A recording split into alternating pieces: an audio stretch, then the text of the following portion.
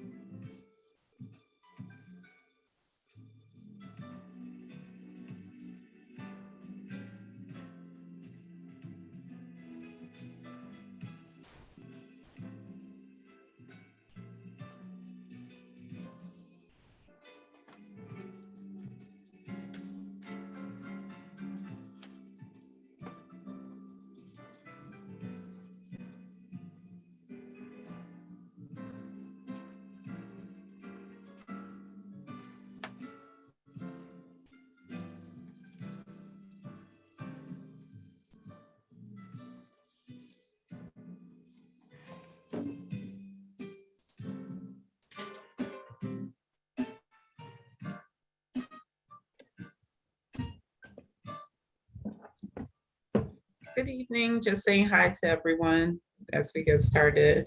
Ellen, I actually recognize you from Instagram. I love your pictures because that I saw you. I said, I think that.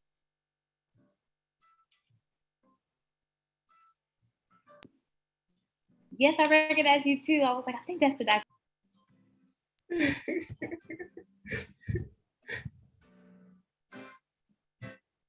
Miss Lottie keeps muting it.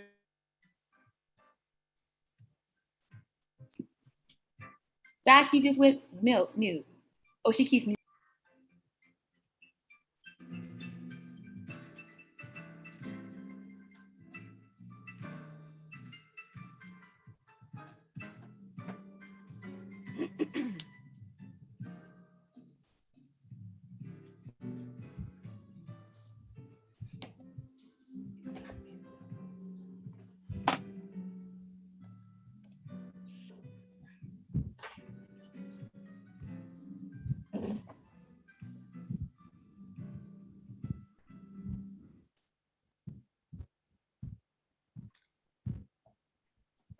Good evening, everyone.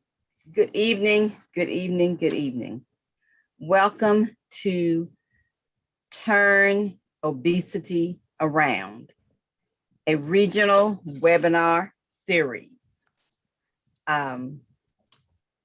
We are so glad that you are with us tonight. So happy that you joined us. We are happy that we have viewers who are watching us via Facebook, viewers that are watching us via YouTube, and viewers that are watching us, joining us, of course, tonight via Zoom. We just thank God for this opportunity to talk about turning obesity around. This is a production of the National Baptist Convention, USA Incorporated, Federal Faith-Based Initiative, H.O.P.E, Health and Human Services Partnership. Tonight, we're going to talk about what the Turn Obesity Around initiative is about. Before we further go, I want to acknowledge our convention leadership, our president, Dr. Jerry Young, our general secretary, Dr. Alvin Edwards, our chair of Federal Faith-Based Development Initiatives, Dr. Alvin Love, and of course, our national director, the National Baptist Convention USA Incorporated, liaison to the U.S. Department of Health and Human Services, Dr. Michael O. Minor. Again, this is a production of the National Baptist Convention USA Incorporated, where we are envisioning the future exceptionally. Let's talk a little bit about turning obesity around. In America, nearly 80 million adults are obese. Sadly, nearly 50% of non-Hispanic Blacks are obese.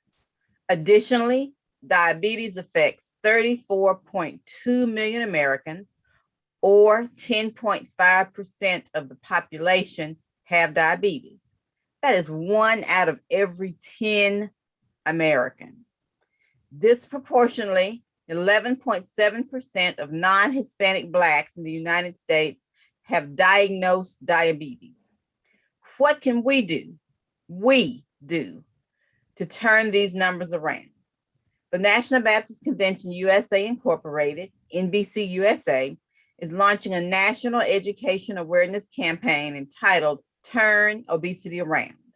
It's focused on educating our member congregations and the communities that they serve about the adverse impact of obesity and diabetes on the quality and quantity of their lives.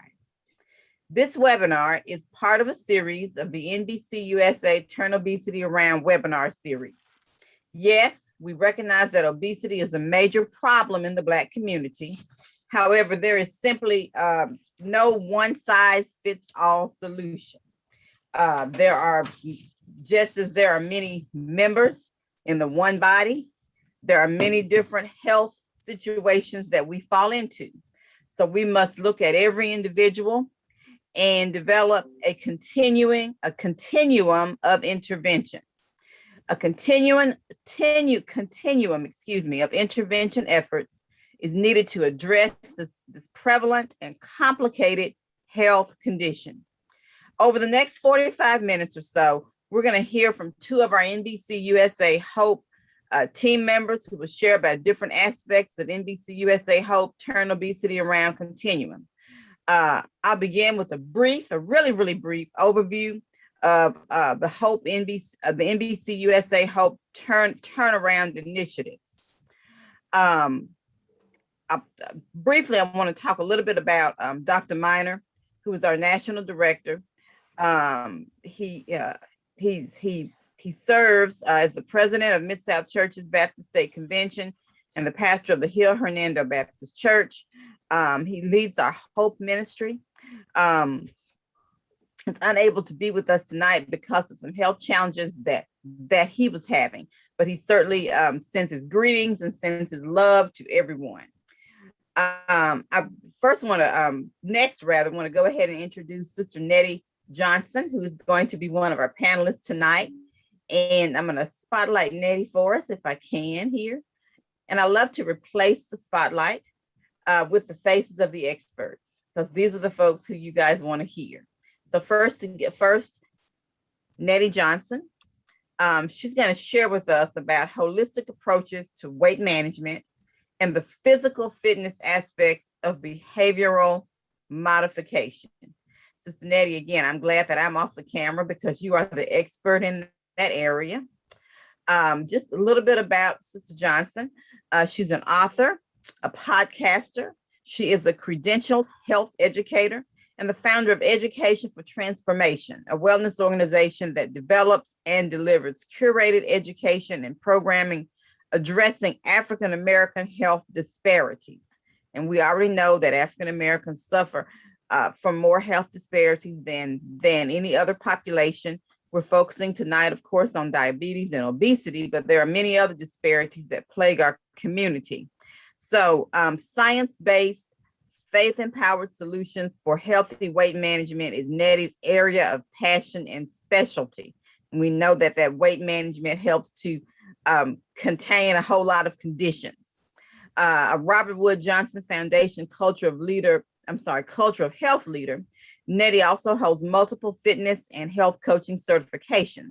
She's a member of the Society for Public Health Education, SOPHE, and Delta Sigma Theta Sorority Incorporated. Nettie also serves as a health ambassador trainer and the National Physical Fitness Coordinator for NBC HOPE. Nettie, thank you for being with us tonight. Appreciate Glad to be here. We're going to move on to another subject matter expert, Sister Ellen McKnight. Hello, Sister Ellen. So Ellen is the principal partner of the Maxine firm. The Maxine firm is a nutrition, public health, and wellness firm. The firm is powered by a network of healthcare professionals whose primary objective is chronic disease prevention in urban and rural communities, promoting healthy lifestyle changes and providing urban communities with economic development opportunities by way of fresh food by fresh food access. I apologize. It's Sister McKnight's life goal and passion. Let me say that again. Promoting healthy lifestyle changes and providing urban communities and rural communities with economic development opportunities by way of fresh food access is her life goal and passion. I think she's trying to get rid of those food deserts that plague us, whether we live in the city or whether we live in the country. Sister McKnight is a member of the Baton Rouge Diabetic Association, the Academy of Nutrition and Dietetics, the National Organization of Blacks in Dietetics and Nutrition, and Alpha Kappa Alpha Sorority Incorporated. She also serves as the National Nutrition Coordinator for the NBCUSA HOPE team. And then finally, last but not least, our esteemed guest tonight, Dr. Sylvia Gonson Bowley. And I hope I did not mispronounce anything. I have been practicing all day long. And we're gonna just call her Dr. Bowley. Thank you for allowing us to just do the last part of the name there. But Dr. Bowley, we're so glad to have you. We thank you for joining us tonight. And she is dual board certified internal medicine physician and obesity medicine specialist, and the medical director of Embrace Your Weight and Wellness medical practice and coaching program. From 2017 to 2019, Dr. Bowley was site leader and medical director for the Bone Secure medically supervised weight loss program. Did I mispronounce that? It's okay. Say it for us.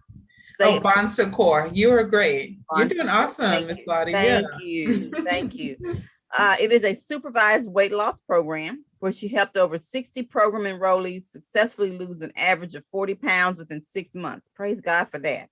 Over the years, Dr. Bowley has successfully helped hundreds of general weight management patients lose weight and keep it off with or without weight loss medication based on the individual's weight loss needs. Dr. Bowley is also skilled at assisting with medical weight loss prior to bariatric surgery and maintaining weight loss after bariatric surgery. In 2020, Dr. Bowley decided to combine her personal and professional experiences to create Embrace You Weight and Wellness. Embrace You Weight and Wellness. This organization offers a personalized, holistic, scientific approach to sustainable weight loss. Through her personal and professional experience, Dr. Bowley has learned that everybody is different. As we said earlier, one size does not fit all. And so their weight loss strategy needs to be individualized to their uniqueness for sustainable weight loss. Ladies, we're so glad to have you here tonight. So very, very glad. I'm going to do my best to get each of you on screen for a moment so that we can at least see all three of our speakers at one time. These lovely ladies, we're so glad to have you. And we're just going to move right into our question and answer session, if that is okay with you all. All righty. So let's begin and let's look back at 2013. And after last year, it seems like it was a long time ago, but it really wasn't.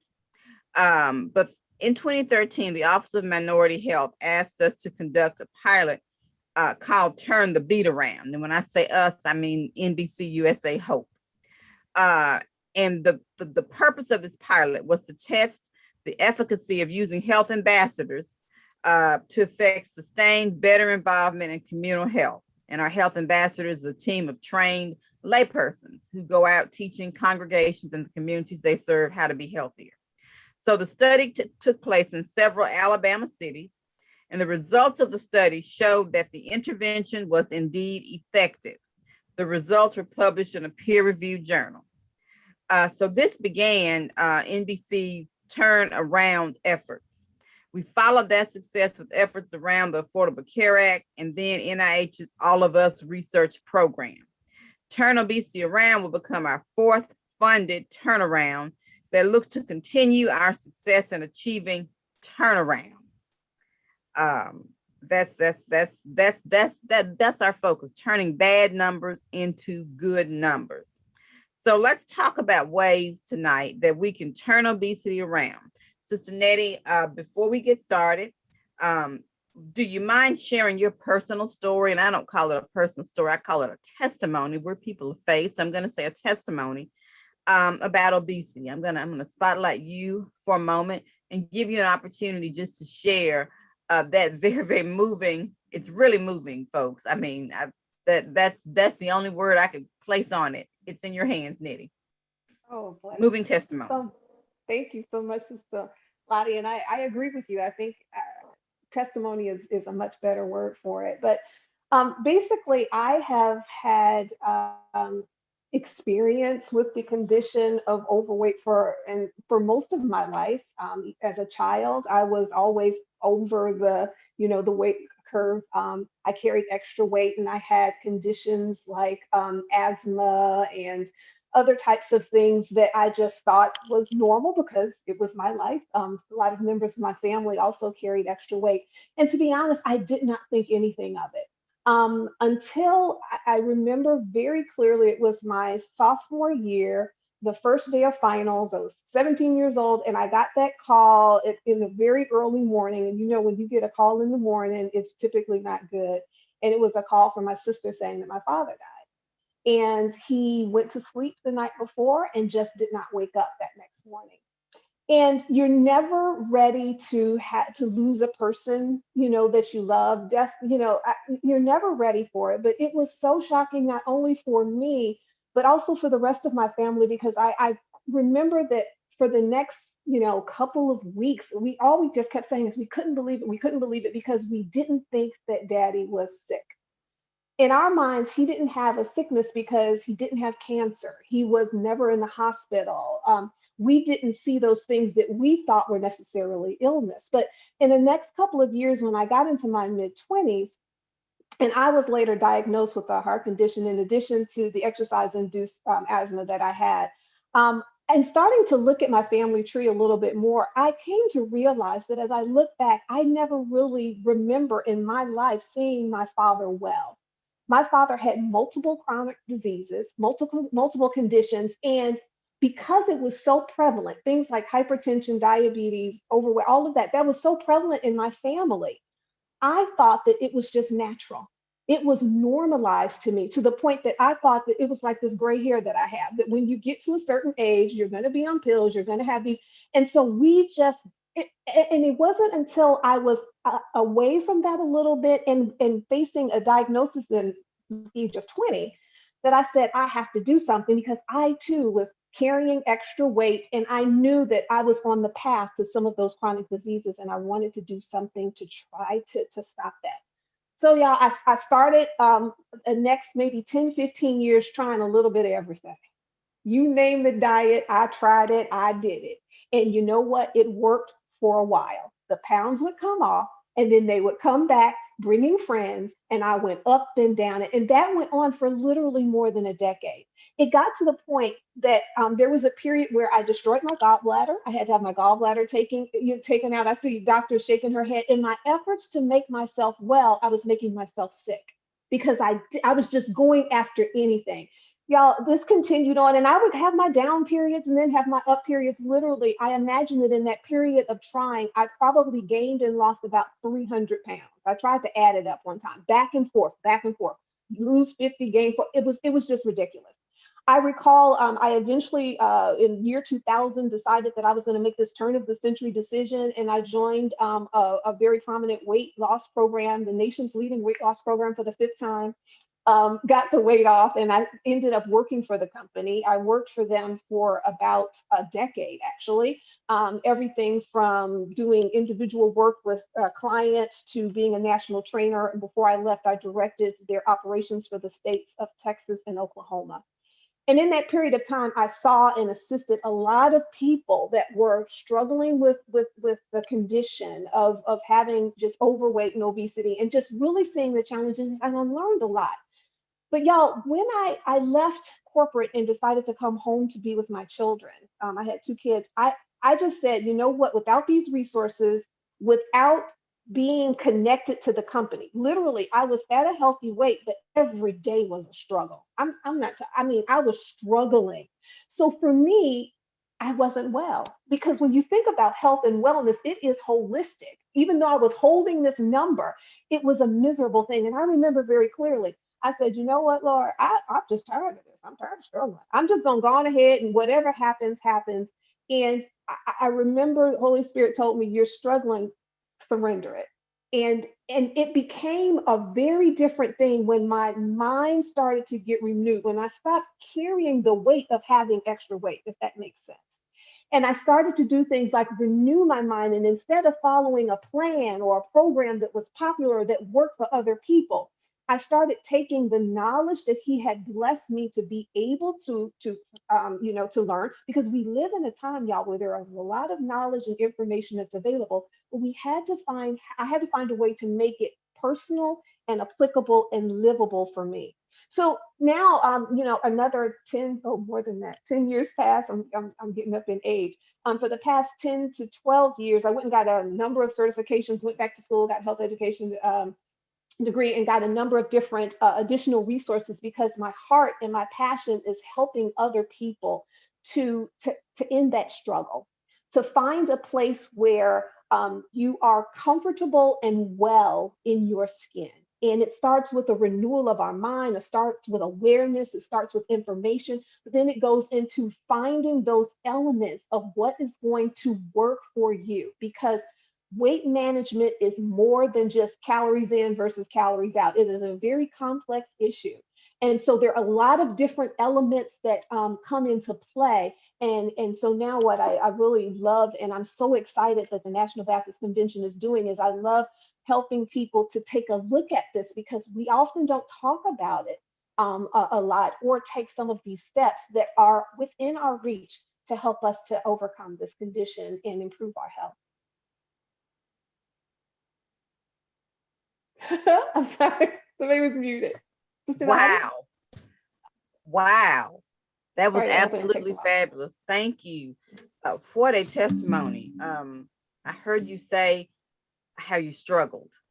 And then I heard you say how when the Lord brought you out of the struggle, how your heart and your passion, which was already for helping people, you just became more resolved in that. I can imagine why this passion area of service is so strong for you, because you went through this, you lived it. It's not something that you just do as a job. It's who you are. What are some of the negative health consequences of obesity? Sure.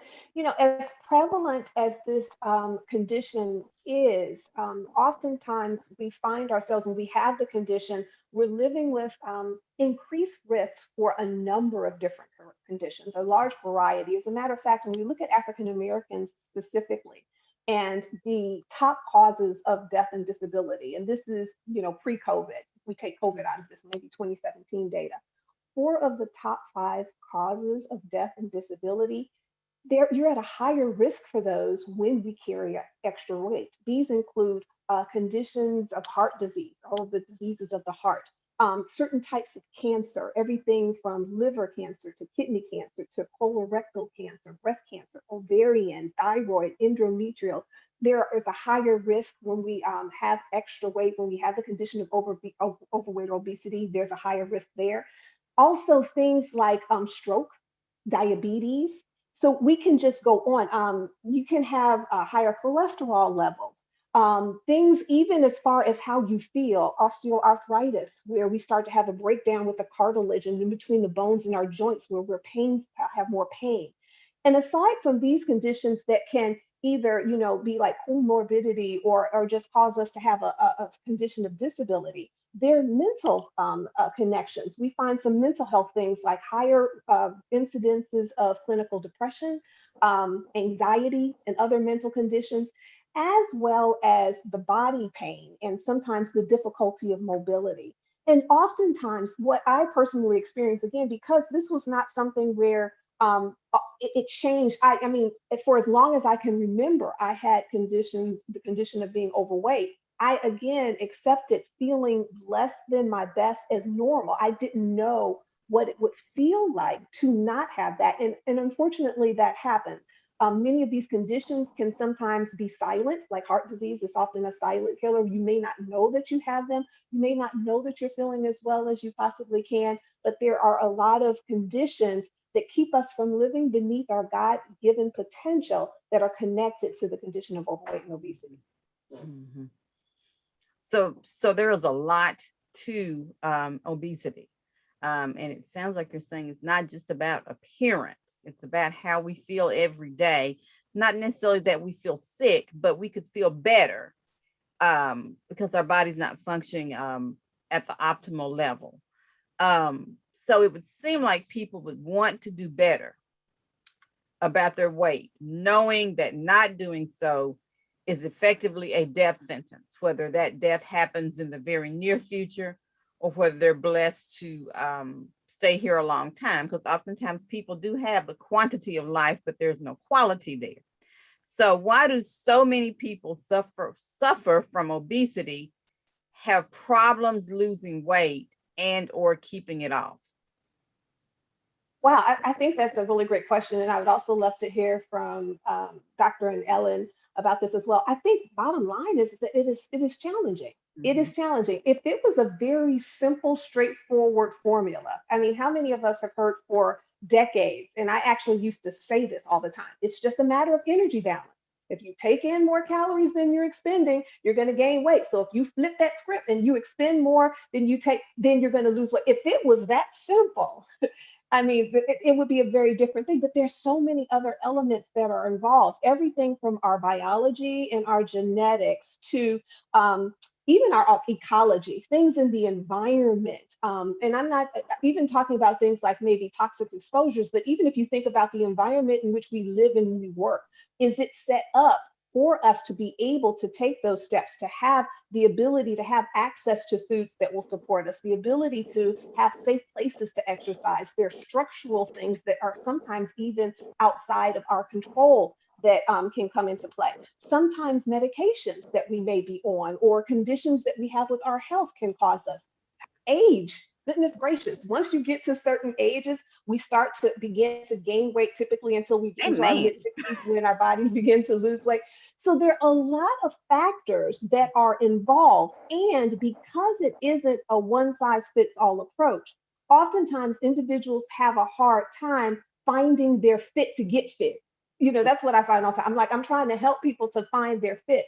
And if we think about it, when you actually follow the dollars in this nation, and unfortunately, when it comes to healthcare, which a lot of people say is often like sick care because so much money is put into helping to manage illness versus prevent it, there's not necessarily abundant resources available for people to find their individual fit. On the flip side, there's so much money and resources going into advertising foods that are not healthy for us, making them readily available for us, keeping us from things that actually can help us to do better. So it's almost like there are a lot of things, biological, genetic, cultural.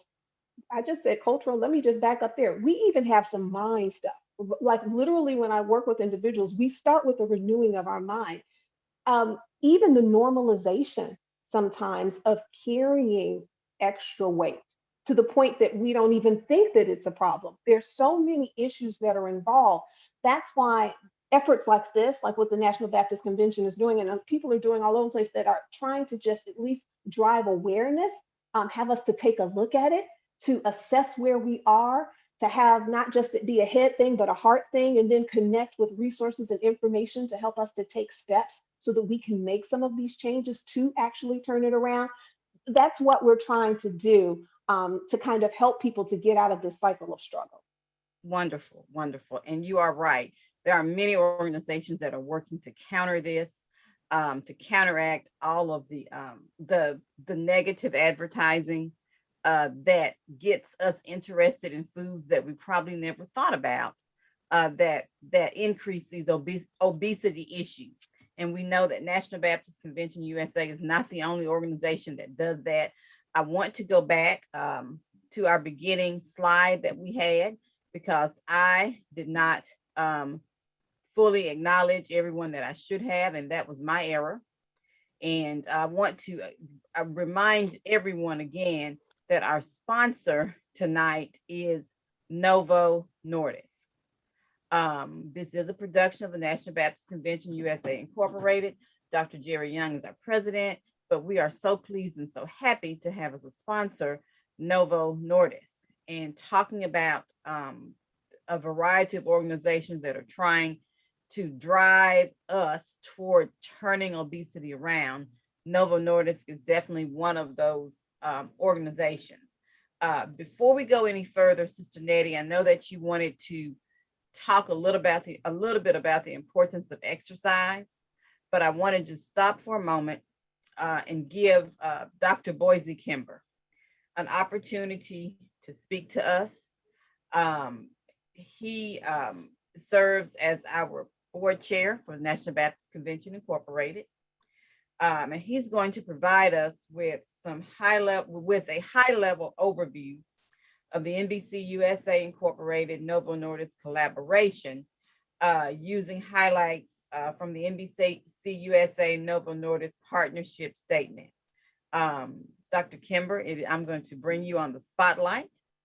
So very pleased to have you with us tonight, and it is in your hands, sir. Thank you so very much, Ms. Minor, and to Novo Nordisk. We're delighted to have this partnership with you, and it has been a great partnership thus far. I want to thank Reverend Minor for all of his hard work in which he does with the H.O.P.E initiative, and to these wonderful, wonderful guests. It is a high power guest selection tonight. And let me say this to you. I love my Black women, especially when they are just doing what is right for our people. And to those who are joining us tonight, on behalf of our president, Dr. Jerry Young, we certainly appreciate you joining us. We were with the Northeast a month or so ago. We're with the Southeast tonight. I can't see who's on, but I know that Dr. Donald Green, who is the regional vice president of the Southeast, who is from South Carolina. I think that Brenda Eason, who's president of our ushers and nurses. We have Reverend Corbett, who is the president of the General Baptist State Convention in Georgia. We have I.E. Mack, who is also the president of the Fellowship Convention in Georgia. If I'm missing someone, I just want to thank everybody for being here. Obesity, the conversation is just a great conversation. And since we have been doing these seminars, I've certainly been watching what I eat. Now, my wife is sitting over here looking at me very strange about, I've been watching what I've been certainly trying to watch it. But thank God for you again to have our president and Norbert Nordisk. We want to thank you, Kim Williams. Thank you so very much for working with us. And we will continue to do what we can do to inform our people on the obesity and the proper way that we should be eating and exercising and living. Thank you so very much, Ms. Minor. Thank you so much, Dr. Kimber. We do appreciate your leadership.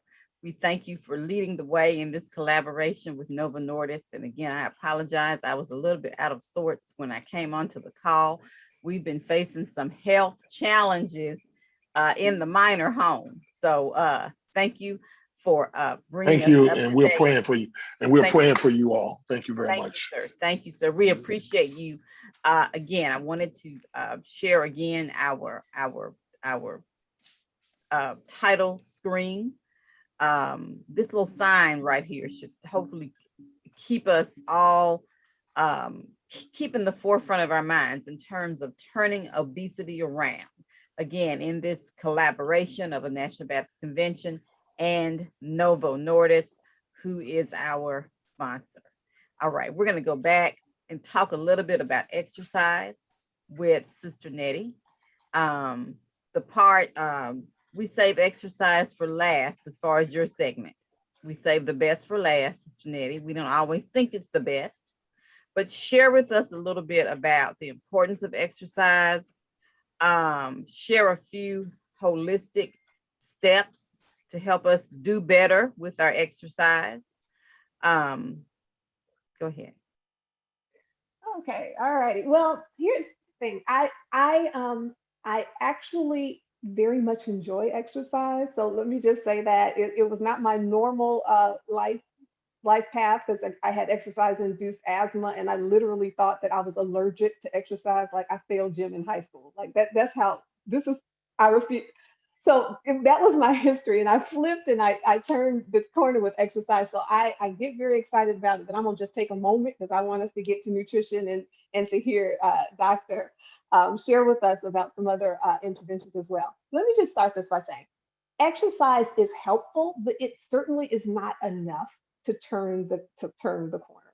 I think that many people can relate to maybe working out a whole lot and then not seeing the scale move. I can recall times when I would work out for like 2 hours a day and then leave the gym and roll up into a fast food place and get a number 9 and with a supersized, and wonder why the scale wasn't moving. It is very hard to outrun, to out cycle, to out Zumba, whatever. It's hard to out work out a bad diet, right? There are other things that are important. However, let me just say where exercise is very important, and it is an important part of this puzzle, so let's not discount it. I'm a member of the National Weight Control Registry, which is the largest longitudinal study of individuals that have lost weight and kept it off. This is more than 10,000 individuals that have lost anywhere from 30 to 300 pounds and have maintained it anywhere from, I think it's 3 years up to somebody who has kept their weight off for 66 years. So Dr. Hill, who is behind this study, is trying to look at what works. Whereas people take a number of different ways to lose weight, what they're finding in getting to a healthy weight and maintaining it, listen to this as it relates to exercise. They found that 98% of the individuals that got back to a healthy weight and stayed there, 98% changed the way they eat. So that goes to what you're saying, Dr. Kimber, and Ellen's going to talk more about nutrition, which is a big picture. But they also found that 94% of these individuals exercise regularly. As a matter of fact, 90% of the individuals that were able to get to a healthy weight and keep it off exercise at least an hour a day, almost every day during the week. So exercise does impact a lot of aspects. It, of course, impacts our caloric expenditure. It impacts our metabolism. It helps the body to do everything from release stress, which stress can cause us to, again, eat. It can help us with releasing toxins. There are a lot of metabolic as well as mental benefits. But it is very important that we can start to move towards exercising our body more because our body needs it for overall health.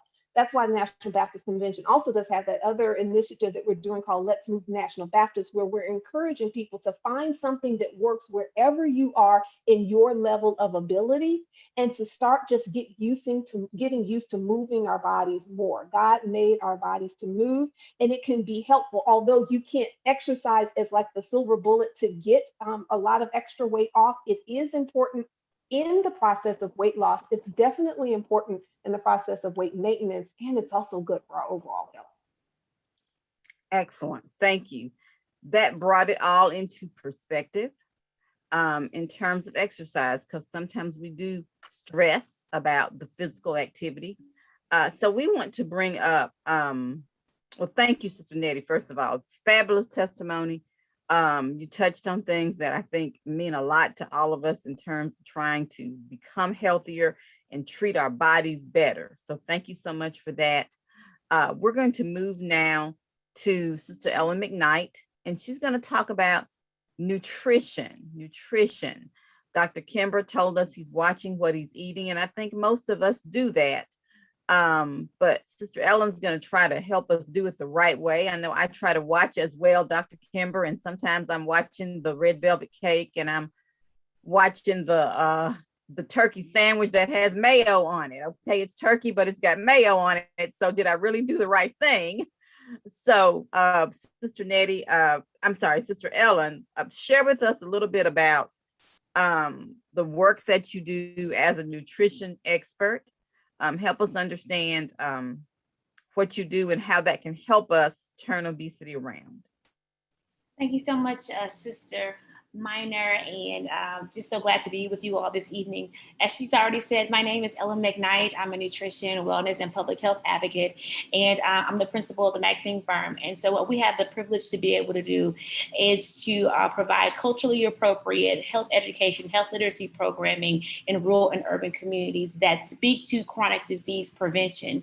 So oftentimes, a lot of our communities are disproportionately affected by chronic diseases, and there are those who come into our community who aren't necessarily speaking our language, who aren't effectively communicating with us due to the delivery method is not as appropriate. And so the work that we do, I work with a team of minority healthcare professionals as myself, a horticulturalist, a clinical psychologist, primary care provider, family nurse practitioner, and a fitness instructor. And we go into different communities across the state of Louisiana and the rural South, providing these experiences that equip them with strategies to make healthier decisions. So that's who I am, that's what I do, and that's why I do it. Oh, wonderful. Beautiful. So you are definitely qualified to share about nutrition. We have heard all your credentials, and then you just gave it to us in a nutshell. You told us that is who you are and what you do and why you do it. So it's all about helping us to do better.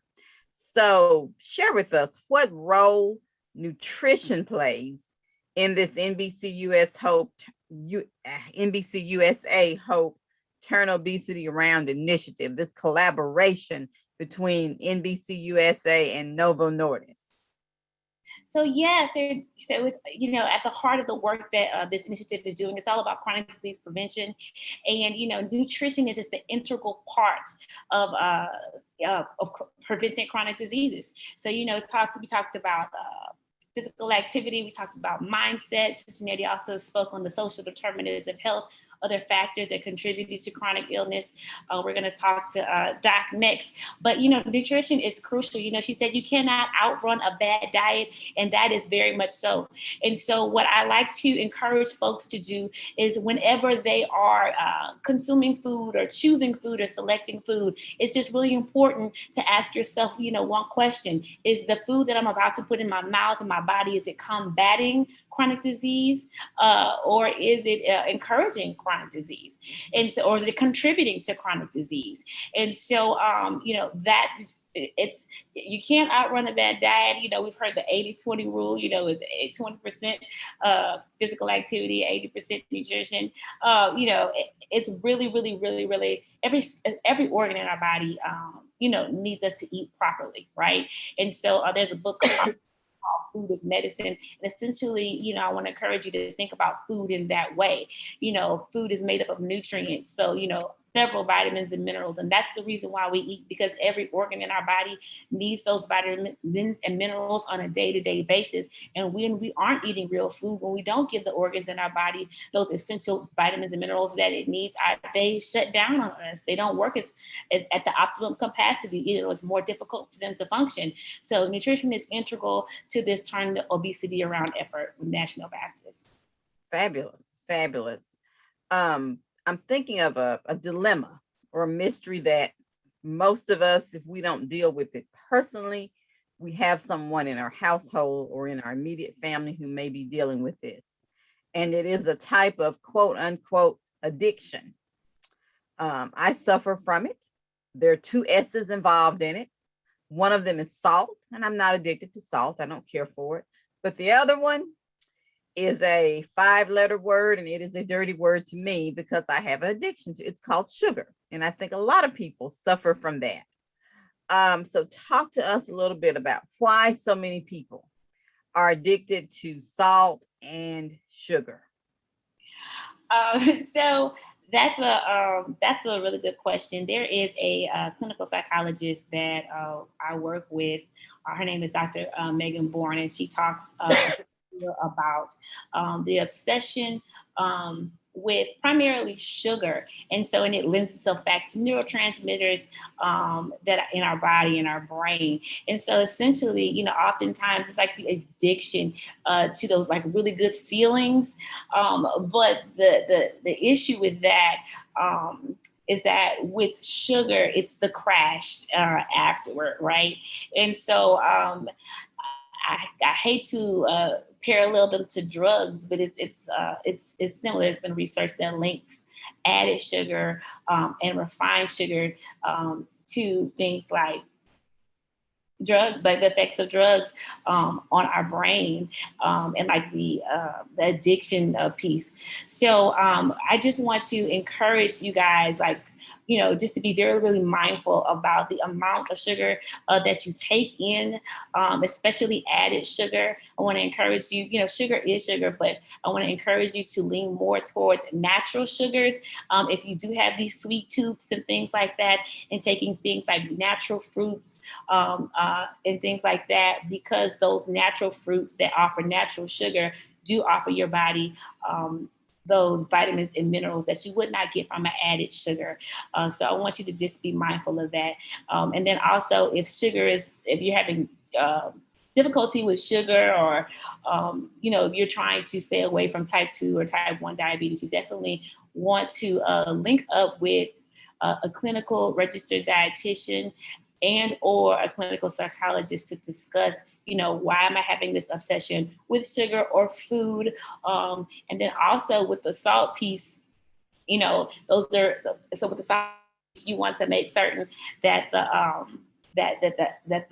levels in your body are where they need to be, like your iodine levels, your potassium, phosphorus, so on and so forth.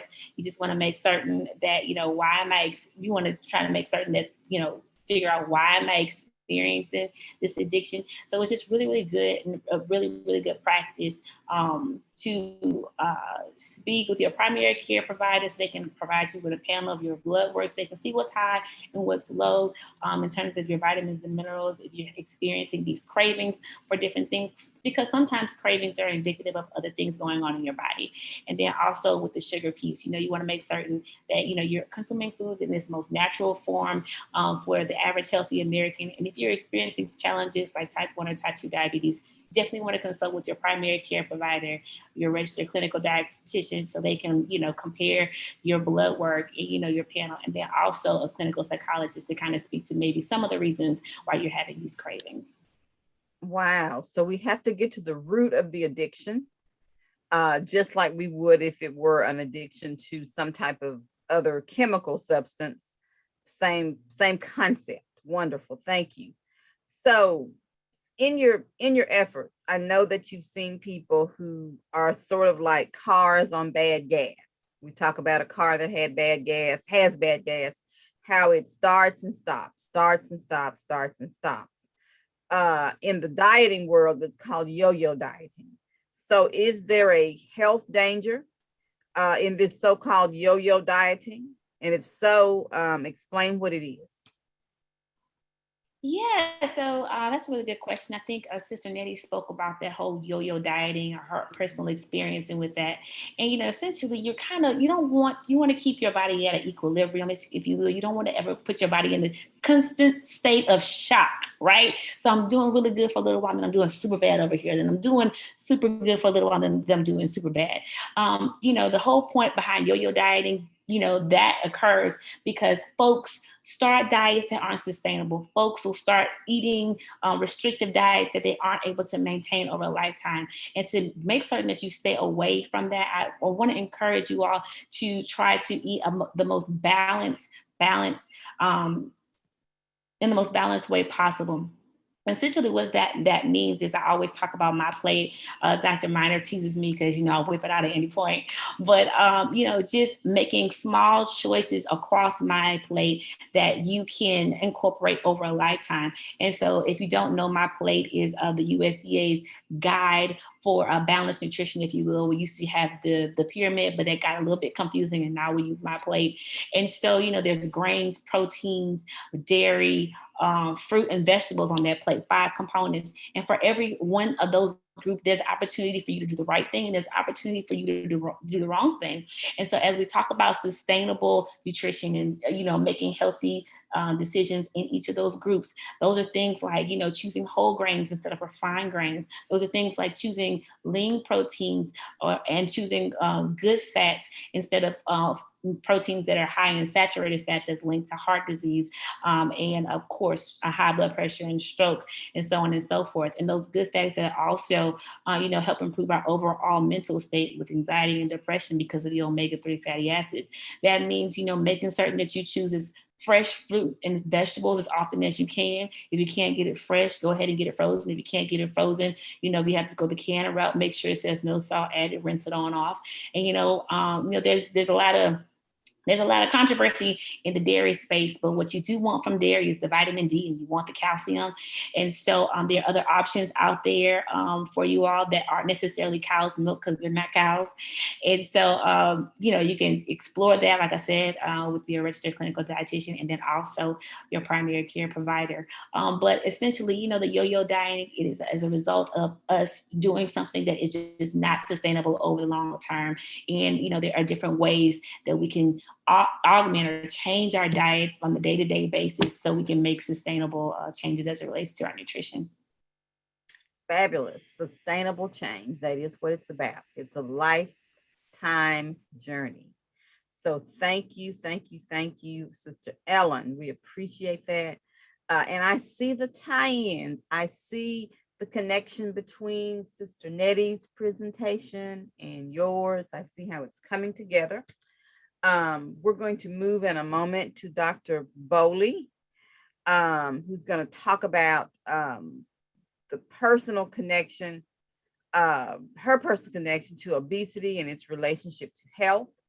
I want to do a quick commercial before I go to Dr. Bowley, again, to acknowledge our National Baptist Convention USA Incorporated, Hope Health Ministry, and Novo Nordisk.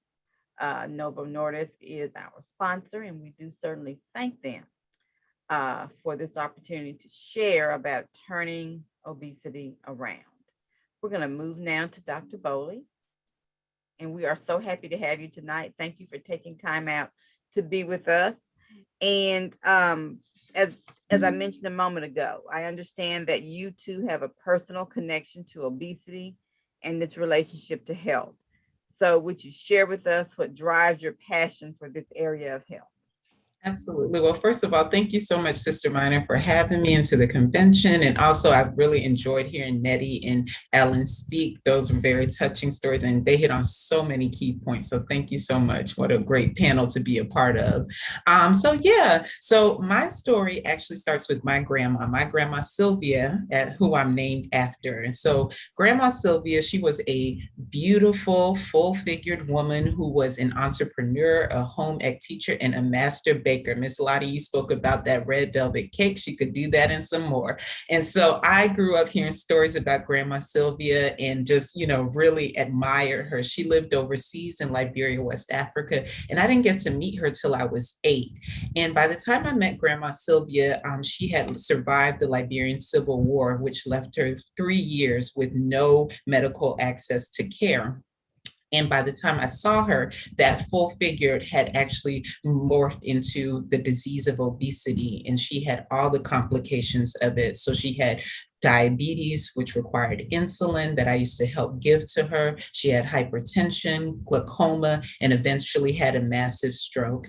And, that left her incapacitated for the last 7 years of her life, and she was total care dependent. So from a young age, this really stood out to me because I have this independent, vibrant woman who I had gained so many of these skills. I'm very crafty. I love baking. I gained so much of that from her and my faith in Christ. She's the one who introduced me, made sure I went to school. So to see her not even be able to talk, not even be able to dress herself, it left an impression and made me want to go into medicine. And actually, to be honest, it made me kind of fat phobic. If I be really real, I was calorie counting and restricting from a young age, like in my teens. And I did that pretty much till I got to college, and I discovered candy.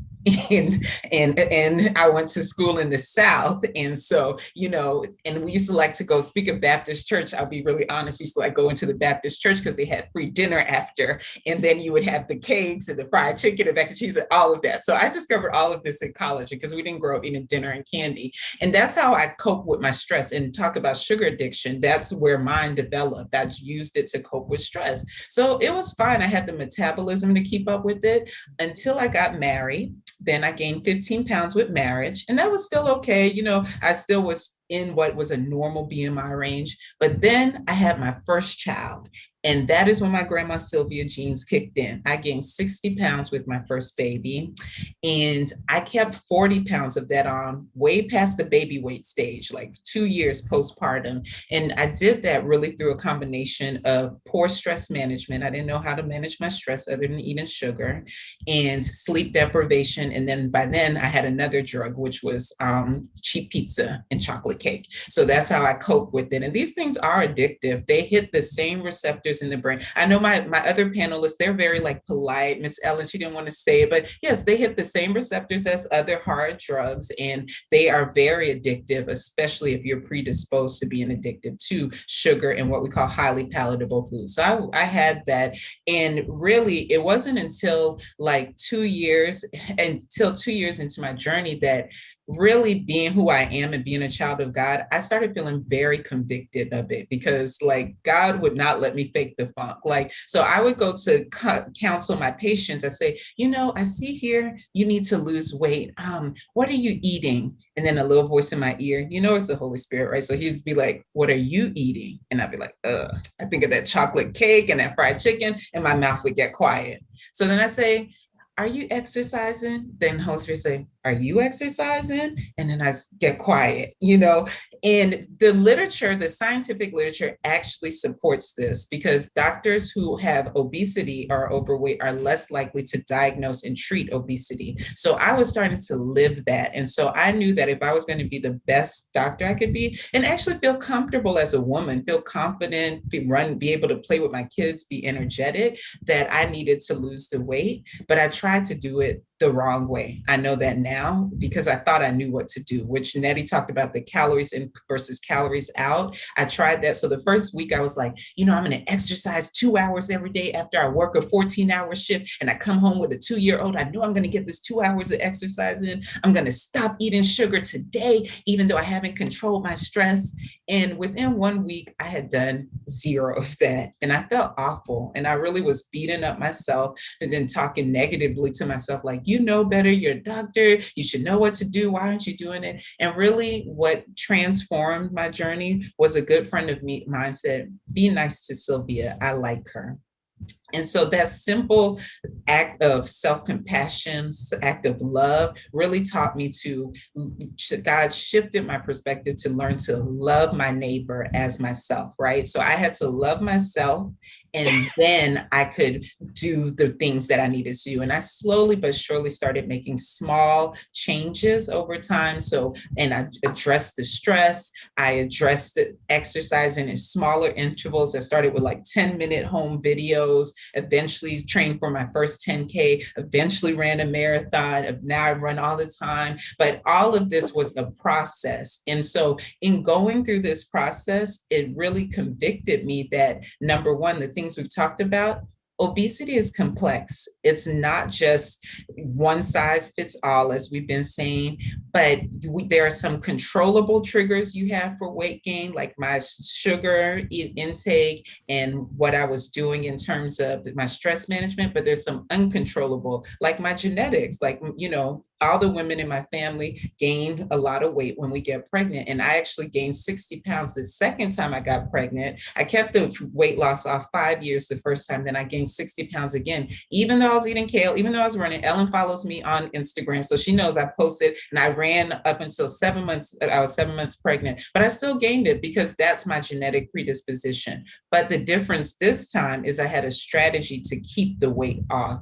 And I lost it within 7 months after I had my daughter, who is now 3. And I've been able to maintain keeping it off through losing my dad. So Nettie, I definitely shared that with you in January 2020, working on the COVID front lines. I worked in a nursing facility, which was hard hit by the COVID pandemic, launching my business during that. And all of these would have been triggers for emotional eating for me, but I was able to stop, to prevent it because I had this strategy and I knew my why. I knew my motivation for wanting to lose the weight and keeping it off. And I think that's so key when you say, when you asked the question earlier, you said, well, you know, why is it so hard to lose weight? Why are people keeping it off? I think it's 2-part. Everything I look at it both biologically and then behaviorally. And then spiritually, we have to look at it holistically. So biologically, we're made to have fat. Like, not all fat is bad, guys. So we are made to have some body fat. That's why it sticks.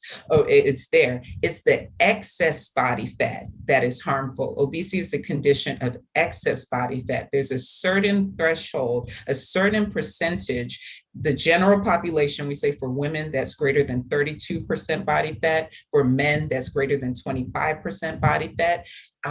But there's a threshold that which you have excess body fat, and that puts you at risk for disease. So it's important to know that our body was made to keep fat, and our bodies was made to prevent famine, right? That's why fat is a storage mechanism. It holds on to it. So it was made to prevent famine, but we don't live in famine anymore. anymore. We live in Krispy Kreme down the street. We live in food advertisement. We live in all of that. And so this promotes the body's like, oh, great, we need to store more of this energy. Let's keep storing it as fat. So the more you put in the system. So that's one reason why it's so hard. And the second reason I think is really from the internal stuff that we have to do. We need to know our why. Why is this important to you? It can't be because, you know, I want to look good for that trip next week. That's important, but what's your legacy going to be? What's your health wealth? We talk a lot about financial wealth, but are you invested in your health wealth also? So with that, I'll stop in case you have any questions. That's fabulous, fabulous. Great, great testimonial about the culture in your family. You know, I think most of us, people of color, can speak of someone in our ancestry who has had a larger than life impression on us. And it sounds like Grandma Sylvia had that impression in a very good way. And those skills, those baking skills and all of that, those are good things. And I think what you're saying to us is that we need to hone those skills and don't lose them, use them and embrace those things, but know how to have some balance. Yeah. You mentioned mind, body, and spirit, and that's really what it's about. If we're going to turn obesity around, it's about that triune being. We've talked a little bit about behavior modifications, and you mentioned that a moment ago, and with that being an element to turn obesity around. So in your practice and in your experience with patients and coaching clients, what are some other important elements or information that you'd like to share with us tonight? Absolutely. So I love what Ellen was alluding to, and even Nettie spoke about. So every craving, everything that we have, to me, there has an origin. And I always think about being a scientist, being a child of God, like I always think about it holistically. So there's the behavioral part of it, and then there's the biological part of it. So when we talk about sugar craving, so as I told you, like the body is trying to regain whatever weight it loses, which is why yo-yo dieting is so hard, and why it happens, because if you don't have a sustainable plan, that weight you lost, your body is, as soon as you lose it, it wants to get back to the highest weight because it's help. That's what it was made to do. So there are chemicals in your body that are stimulating hunger, that are stimulating cravings and things like that also. And then that is coupled with driving the behavior also. So you see what I'm saying? So they're both working together.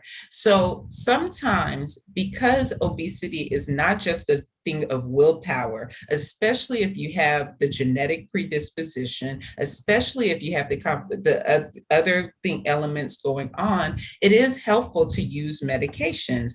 And I'm not saying everybody will need it, but sometimes you are fighting, just like how you can have asthma, how you can have high blood pressure. There is a component to fight those biological parts of it where you will need medication. And I think that's really misunderstood. A lot of times people think, hey, if I'm doing something holistic, then that means I'm anti-medication, but holistic means treating the whole person. So I think it would be a disservice, just like if you had someone who had asthma and they showed up to the starting line of the race and they were huffing and puffing and trying, and wheezing, you wouldn't be like, do your best, girl. Get out there, run that race. You need to do it. You would be like, girl, here's your inhaler. Okay, now maybe you can try to run the race. So being on a medication, taking a surgery, if that's what is needed, isn't that it's putting you ahead. You're not cheating. It's actually just putting you at the starting line with other people so that you can run the race fairly. So I think it's really important to consider all the elements that are going into play, especially with people who are really, really struggling when it comes to their obesity struggle or with their weight struggles. Wonderful. So it sounds like if the intervention of behavior modification does not work, and we know that it does not always work for everyone, that the next step sometimes does become medication. And then you mentioned sometimes in some cases there is surgery. Talk a little bit about how one would progress. How would they know behavior modification? Okay, I've gone to this point, I need to move to the next level, which is medication. I've gone to this point with medication, and now I know I need to move to the surgery level. talk a little bit about how one progresses through those phases for those individuals who are in that particular predicament.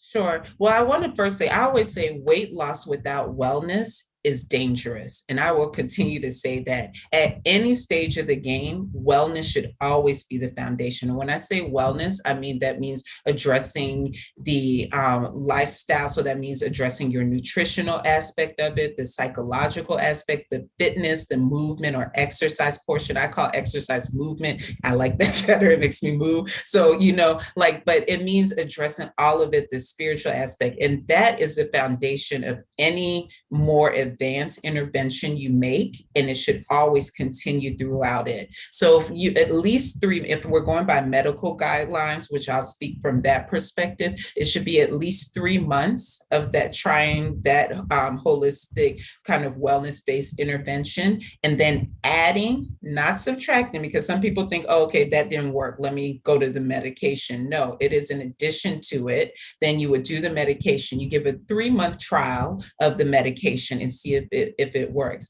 Now, bariatric surgery or weight loss surgery is a little bit more complicated because people can actually qualify for it depending on the severity of their obesity.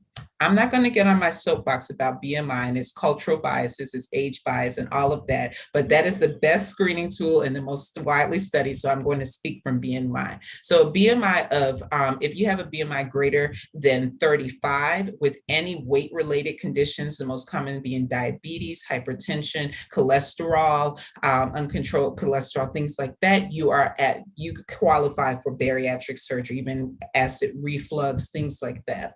If you have a BMI, body mass index, greater than 40, then you automatically qualify for it. Some insurers will require that you go through a multidisciplinary, or as we say, holistic weight loss program for at least 6 months to qualify for the surgery. And I think one important thing I want to say in this platform is really to remember it is never an easy decision to get a weight loss surgery, because I see a lot of shaming of people for choosing to make that decision for their body. And it's not. You're changing your anatomy.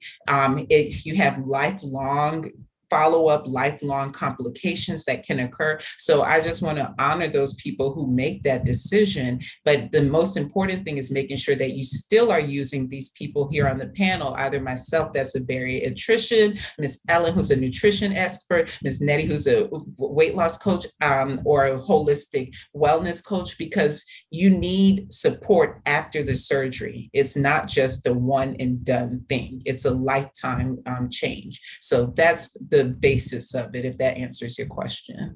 Oh, yes, ma'am. Absolutely. That makes a world of sense. We thank you. We thank you for that. I thank you for enlightening us a little bit on the different types of intervention, and helping us, again, reinforce the fact that one size does not fit all. Just like in our health ministries in our churches, the health ministry in Sister Nettie's church might not look like the health ministry in Dr. Kimber's church, but the ultimate goal is for the congregants to be more whole, mind, body, and spirit. So thank you for helping us understand that. It sounds like we as a people need to change the conversation about obesity. So we want to talk a little bit now. I'm going to move to either Sister Ellen or Sister Nettie, whichever lady would like to respond. We want to talk about how this initiative of Novo Nordisk and NBCUSA H.O.P.E is going to help change that conversation for the people that we serve in our churches and our communities. And I don't know if you ladies want to tag team on this question, or if one of you would just like to respond. Go ahead, Sister Nettie.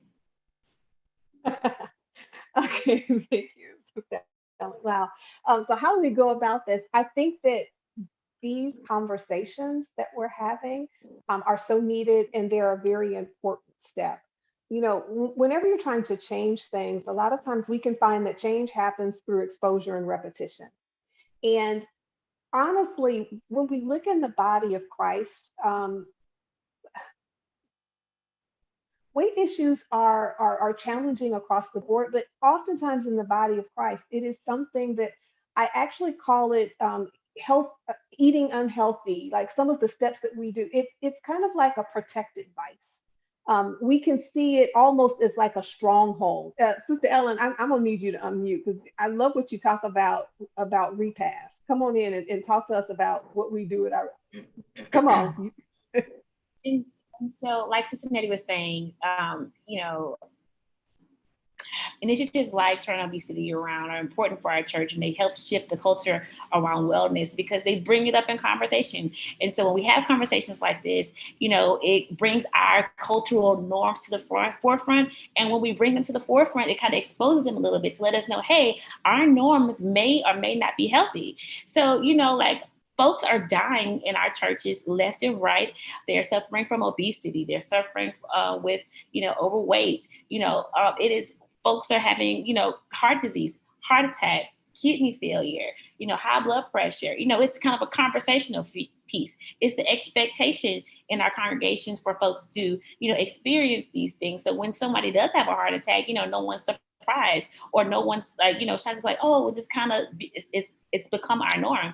And so, I just noticed being, a Baptist girl myself, having to go to a lot of funerals and, singing at a lot of funerals and things like that. And when we go to the funeral right at, because somebody had a heart attack, when we go to the repast, we're eating everything that caused the heart attack.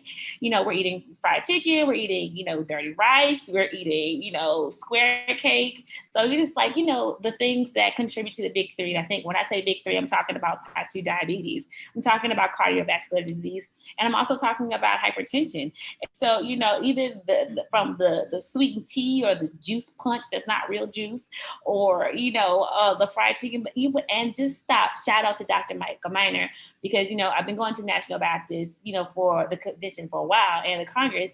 And, when I got to college and I studied human nutrition, dietetic, and agricultural science, I saw this preacher on Twitter saying that he banned fried chicken from his church. And I was just so amazed that he did this. Because it said so much. And, not only did he care about, the spiritual man, but he cared about the physical man too. And so that's why I believe that conversations like this is important. That's how we break yokes. That's how we change cultural norms in our family. And, Sister Nettie talked about this earlier too, cultural norms. And so sometimes in our culture, when you start losing weight or start moving towards a healthier BI, like Doc was talking about, our church folks are going to ask you, are you sick? Mm-hmm. Once you start moving towards a healthier BMI, folks are going to ask you, are you sick? Once you start losing weight, people are like, what's wrong with you? Once you are, kind of take out some of the saturated fats out of your diet, the super salty foods, you kind of get away from the added sugars, you might get taunted or teased by your family members at Christmas or Thanksgiving saying that, you're not eating real food. You're not eating nothing. Well, in essence, the food that we're eating is real, and the food that we are accustomed to is killing us slowly. And so, Sister Nettie, you know how I feel about it.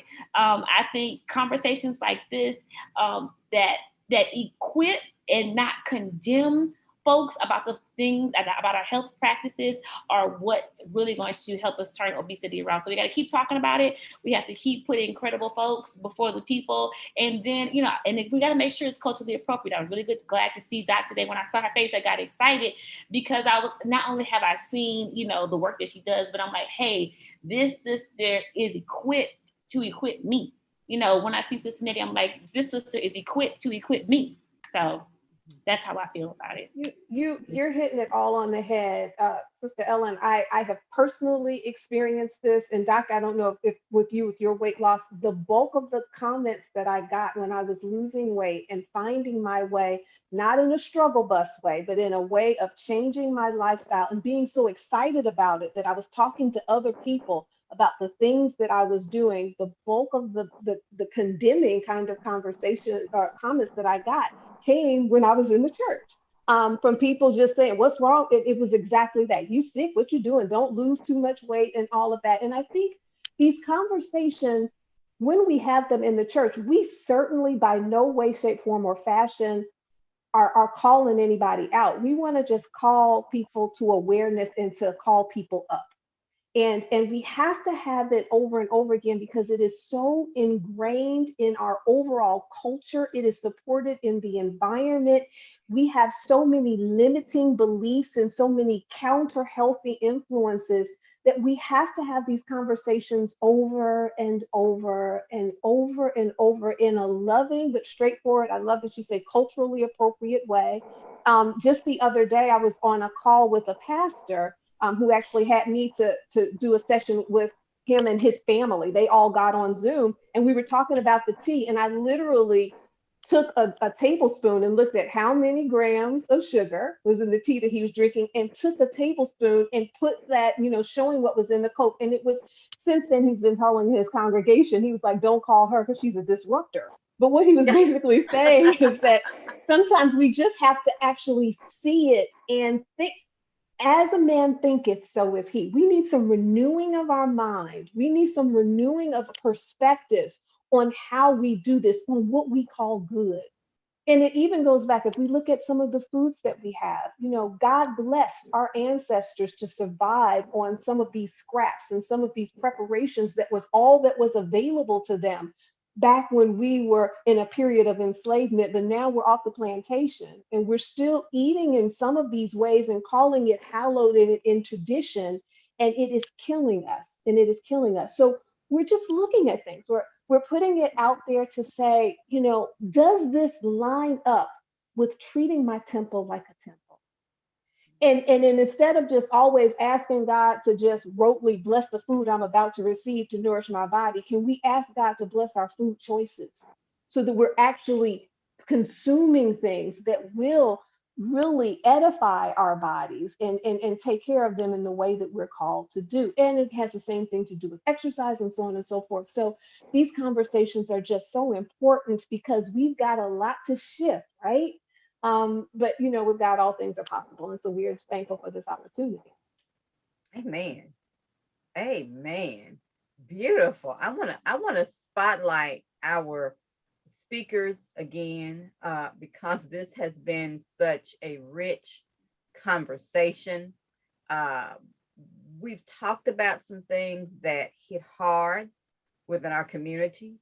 We know that it is part of our culture to eat, to uh, to consider breaking bread as the center of everything that we do. And we know that breaking bread together breaks down barriers, but we've got to think about what bread are we choosing? How are we doing this? There's a way to fellowship without killing ourselves. And we can enjoy our food and we can eat some of these things in moderation. I have not heard a single one of you tell me to never have another piece of red velvet cake. I have not heard a single one of you say that. But what I've heard you say is remember that this is about holistic wellness, about mind, body, and spirit, and that we have to shift. I call it a paradigm shift. As you were speaking earlier about weight loss, I think all three of you mentioned it, about the comments that people make. We live in a culture where if someone is chubby, or the word they like to use now is fluffy, people like to say, oh, isn't she fine? Even if it's a child, that's a fine child right there. No, that's a child that you are feeding to death. In my story, and I'll be really brief in it, my testimony is also about my grandmother, Dr. Bowley. I was named for her as well. And I never knew her. She was a very heavy woman, I'm told. But her weight came from childbirth, as you mentioned, where you had a couple of children and gained some weight with each. She had 8 and gained weight. Of course, I mean, look how many years ago that was. People had larger families on the farm back then. So there was a reason for her weight gain. People didn't know the things then that they know now. But the story in our family that is passed down is that when she passed away at the age of 58 of a very sudden heart attack, when my mom and all of her siblings were very young, a friend of theirs who actually worked for the funeral home, who came and picked up this very big woman's body from our family home, said to them, children, I know y'all are hurt, y'all are upset. Of course, he didn't say it that day. He waited until things had settled down. But he said, you fed your mother to death because the way you loved on her was by bringing her a burger if you went somewhere or bringing her some cake. So that's, again, part of our culture. And that was certainly not intentional. She probably was predisposed to heart disease anyway. And of course, there were access issues back then, lack of access to medical care. But the point is, in almost every Black family, almost every Black household, we can talk about a situation of a loved one who has eaten themselves to death unintentionally, but it happens too often. And we promote it, like you said, by either shaming people for weight loss or by building them up when they get a little bit thick, when they get a little chubby, when they become full figured, and full figured grows into something else. So it's important to have these hard conversations. If we love our brothers and sisters in Christ, we've got to do this. And I think we have the right partnership to do it with NBCUSA and Novo Nordisk working together to make this happen. Again, we do want to acknowledge Novo Nordisk as our sponsor. Guys, we have covered a whole lot of information tonight, and it has been rich. The best part is coming up next, though. We want to hear from our audience. We want to give them an opportunity to speak and to ask the experts some questions. I'm going to take the spotlight off of myself. I'm going to leave Dr. Kimber and Sister Johnson, Sister McKnight, and Dr. Bowley on spotlight so they can address questions. What our attendees can do is either type their question in the chat or raise their virtual hand. And I think we have one hand that has been up for a moment. So we'll give everyone an opportunity to voice their questions to these experts. For those individuals who are watching on social media, we do have someone who is monitoring Facebook, and we're going to try our best to capture some of your questions as well. But we will certainly start with the folks who are watching via Zoom. Once again, we want to acknowledge our sponsor, our major sponsor, Novo Nordisk, for sponsoring our NBCUSA H.O.P.E, Turn Obesity Around initiative. I'm going to try to do that screen one more time before we go to the question and answer section. If I can make that screen show up, I will do that. And I love technology, you all. This is something that we have been blessed to get deeper into with the pandemic. Everything happens for a reason. And there we are. So everybody remember NBCUSA H.O.P.E and the collaboration with Novo Nordisk. Again, we do thank Novo Nordisk for being our major sponsor and for helping us to help our constituents to live healthier lives. At the end of the day, that's what it's about. All right, we're going to go back to our speakers and put them on the screen again. And I want to go through the questions that our audience may have to really dig deep into some of the concerns that people have about obesity and how we can turn it around. And we don't want to turn it around and make a 360-degree turn because we're right back where we started. We want to turn like this picture of a driving sign. We want to just go in the right direction. So we'll go over to our chat box. And again, anyone that has questions may raise your hand. I believe Sister Ophelia had her hand up for a moment. So I'm going to go through and try to allow everyone an opportunity to speak. Sister Ophelia, if you have a question, please unmute yourself and go ahead with your question.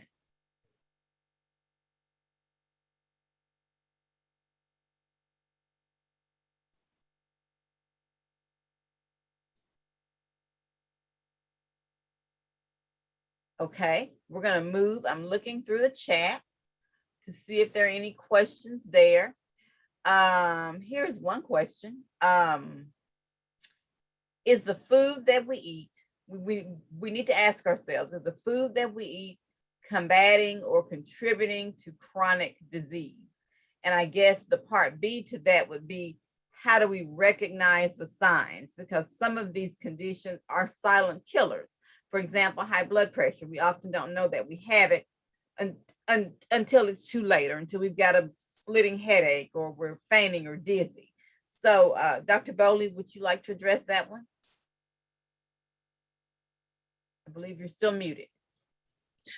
Sure. Thank you so much for that wonderful question. I think one of the key places to start is making sure you're getting those regular health screenings. Ellen highlighted that, like when it comes to hypertension or high blood pressure, you're right, you won't have symptoms till it is quote unquote too late. By the time you manifest symptoms, it may be too far along. So making sure that you're getting at baseline your annual screening exam is the first place to start, just to make sure that you're getting blood work done, getting your blood pressure checked and things like that. Now, in regards to how do you know whether the foods are helpful? And I like to think about it, I always, in my program in Embrace You, we talk about, are the foods helpful or unhelpful? That's how we think about it, because honestly, any food can become unhelpful if you eat it in excess, right? Or if you're only emotionally eating it and you're not using it to fuel your body. Food should be fuel for your body. So in general terms, I think checking in if you have a condition, paying attention to the sodium levels, we can get into that, paying attention to the carbohydrate levels, or how much sugars or added sugars or things are in your food. But I think the easiest way to think about food really is it fuel for your body? And I'm sure Ellen can speak a lot towards this too. And how processed it is. We eat a lot of that processed food. So really trying to eat those natural, clean foods, like the way that it was originally created and made, versus something that has been synthesized and has a lot of added chemicals and hormones and things to it. But then whatever you eat, really checking in, how does this make me feel afterwards? If you're getting bloated, if you're weighed down, if you're tired, your body will give you signs and symptoms that this may not be the best thing for me. It's not helping me. It's not helpful for me. And I think checking in with yourself continually and listening to those signs your body is giving are important, in addition to following those guidelines. But I say eating clean and minimizing the processed foods that you're adding in as well. Ellen, did you have anything else to add? I'm sure, we can speak whole lectures right about this. You did a lot of key points there. Definitely, you said, you alluded to, eating is clean. You mentioned eating clean. And so just another way to think about that is eating food as naturally as possible. Dr. Bowley also said that, but eating food as close as the way God made them, right? Ask yourself some questions like, does this food grow out of the ground? Can you pick it off a tree? Does it grow out of can you pick it up of a vine, or was it made in a plant? Ask yourself those questions. And at the core, that's essentially asking, is this food real? You know what I'm saying? Is this food offering my body vitamins and minerals? I want to also encourage you to eat foods that are colorful.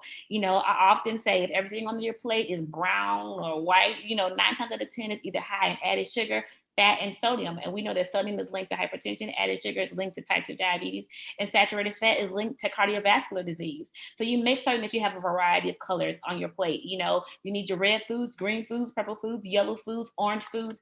The different colors offer your bodies different things. We know our red foods, they're high in lycopene, and that helps fight against prostate cancer. And our Black men are experiencing prostate cancer and dying from prostate cancers more than any other group. We know that the blue foods and the purple foods are high in antioxidants. We live in Louisiana, and no matter where you're watching from, but cancer is all around us, and we haven't pinpointed all the different causes.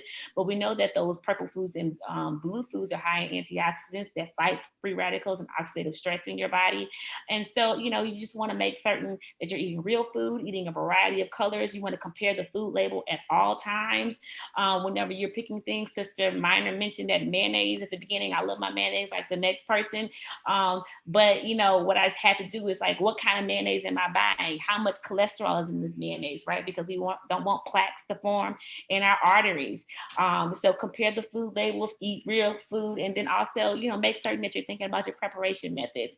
You know, we really don't have time to be frying stuff every week or eating fried foods, you know, multiple times during the week. Moderation is definitely the key. So get into baking, broiling, grilling, steaming, barbecuing, sauteing, all those different preparation methods. There's so many other ways that we can consume the foods that we love. So those are some ways that you can help combat chronic disease as it relates to your food. Excellent. Excellent. And I think a lot of this has to do with learning how to cook. We live in a generation where people simply don't know how to cook. And it doesn't mean you've got to do a 10-course meal every time you sit down to the table, but knowing how to prepare foods in a healthy way where it's still tasty. I think that's something that people are challenged with. Somebody needs to learn how to buy a crock pot, you know, somebody needs to invest in a grill. Those are simple ways that we can better prepare food to make it healthier and still taste good and not have cooking take up a tremendous amount of our time. So we want to go to our question and answer section. We do have a few questions. The first one that I see is from Damon Davis, and he wants to know, how do I find a doctor who knows about obesity to get the medicine? I think that's a question for Dr. Bowley. Yes, sure. I can happily answer that. So a great reference to look at. So first of all, your doctor should be assessing you to make sure you're qualified for medication. I think one thing to be careful of, there's a lot of people out there who just throw medicine at you and they don't do the holistic part of it and making sure that you have a foundation so that that medicine actually not just gives you a short-term benefit, but you get the maximum benefit of the medication. So again, I will say weight loss without wellness is dangerous, right? So the pills, the medication or whatever kind of pharmaceutical you're using is to help facilitate that, what is those underlying biological processes. So I would recommend, rather than just finding someone who will prescribe medicines, because you can find them, right?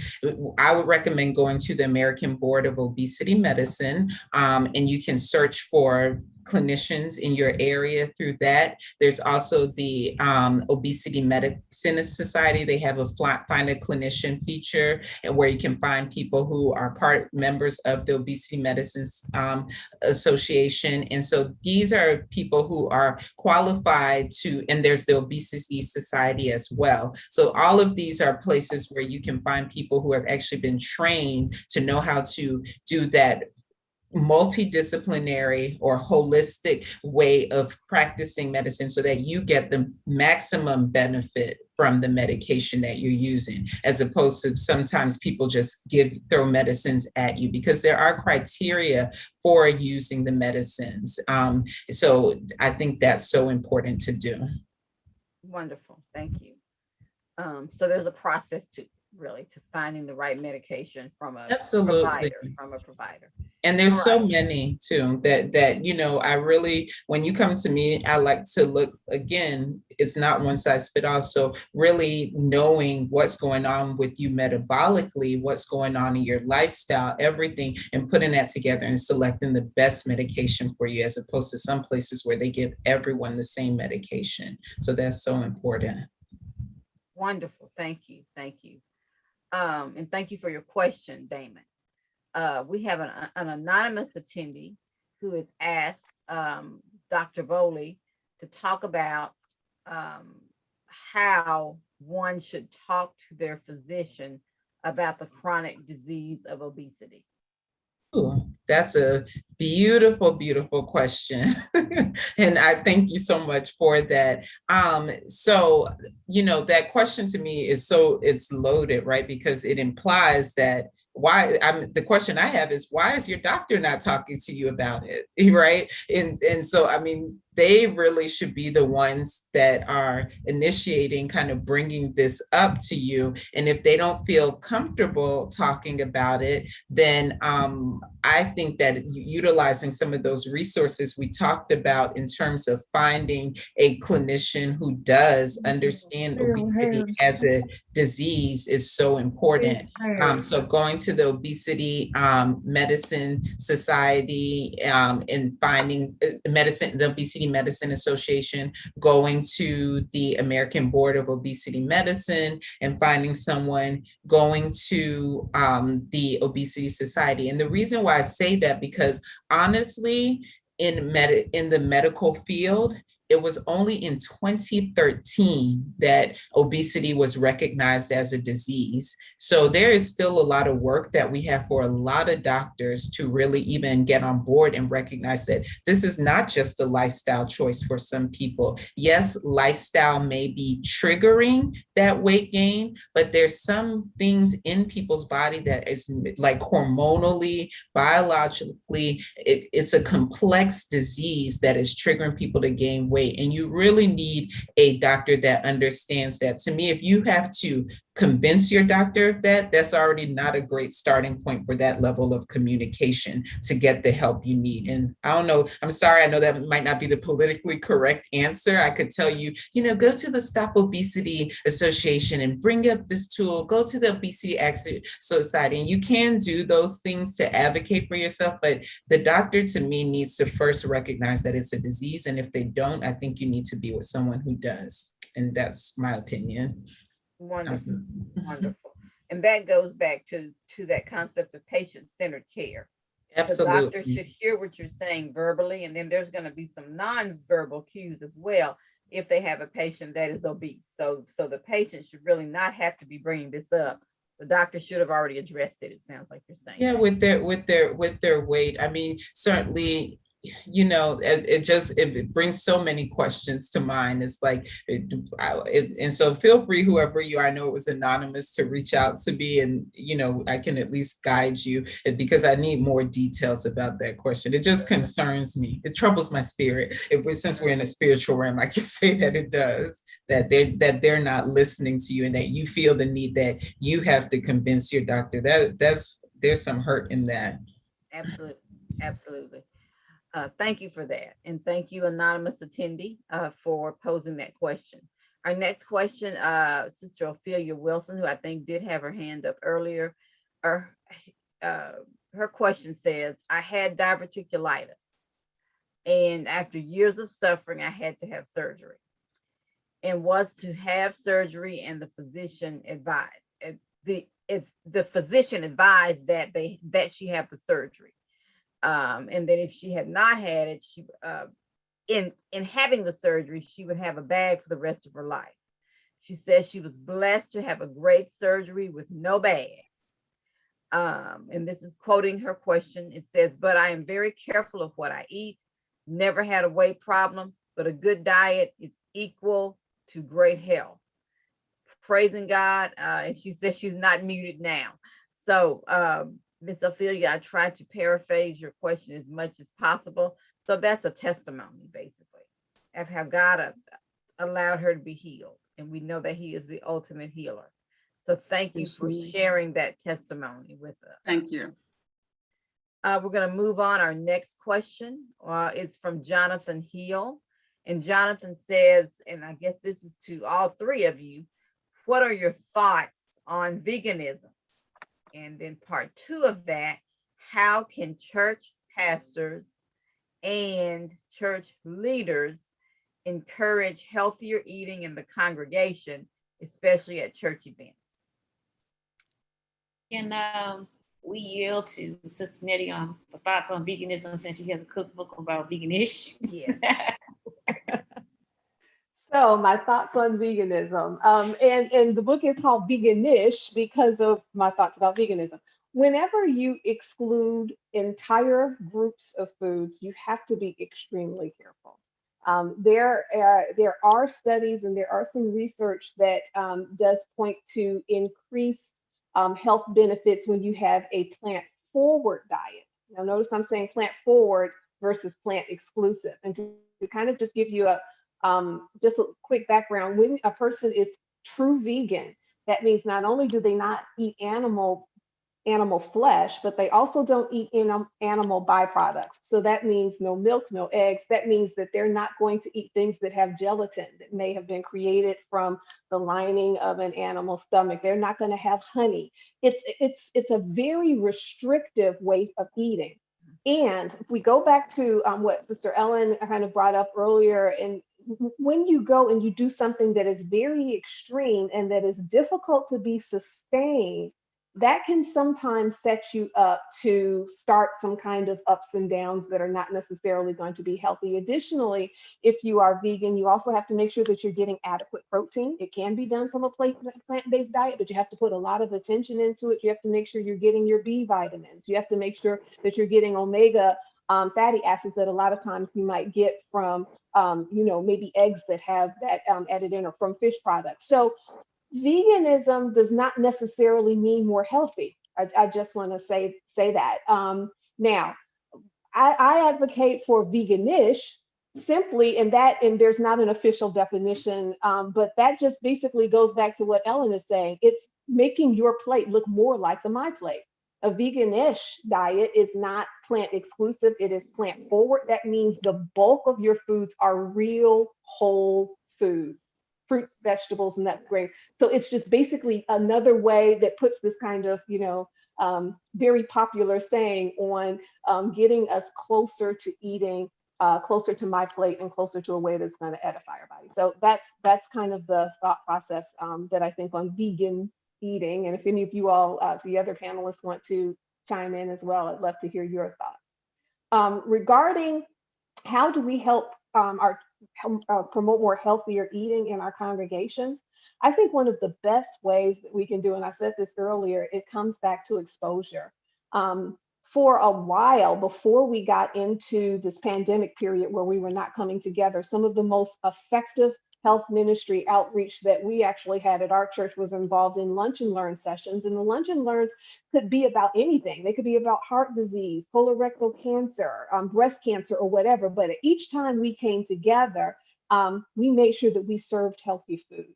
We served foods that were some of our traditional foods made in a more healthy way, like Sister Lottie said, or sometimes even shifting it and giving people things that they never had before. And we wouldn't sometimes tell them what it was. We would have it written down. And then after they ate it, we would say, oh, did you know that was quinoa? Or just exposing. So by giving that exposure in a way where we're actually able to try it, that was also very helpful. Other ways that we can do it is to work carefully with our culinary ministries in our churches. And actually kind of have some conversations about what are we serving? What's going to be on the VBS menu? What are we going to be giving the babies?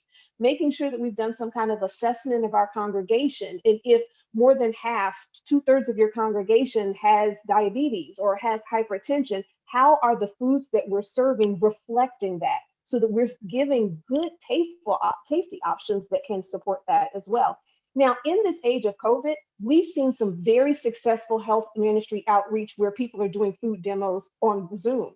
Like actually, we have a registered dietitian by the name of Bianca Plant at New Hope Baptist Church that is doing a phenomenal job. If y'all ever want to go and pop in on some of hers, and wherever topic that they're talking about, she ends it with a food demonstration where she's showing, and we have seen individuals say, you know what, 4 or 5 weeks later, I tried that recipe that you put out, and we're seeing these small changes happening. So I think those are some of the ways that we can kind of make some of the shift is through exposure. And one thing that I would like to say that is a challenge is to kind of pull back on some of the joking that we do about things like gluttony. Like I believe if we start to call stuff a little bit more what it is according to the Bible, and not again in a calling out way, but to shift some of the language that we have, I think that that's another way that we can help it as well. So those are some of my thoughts, and the other panelists would like to add in as well.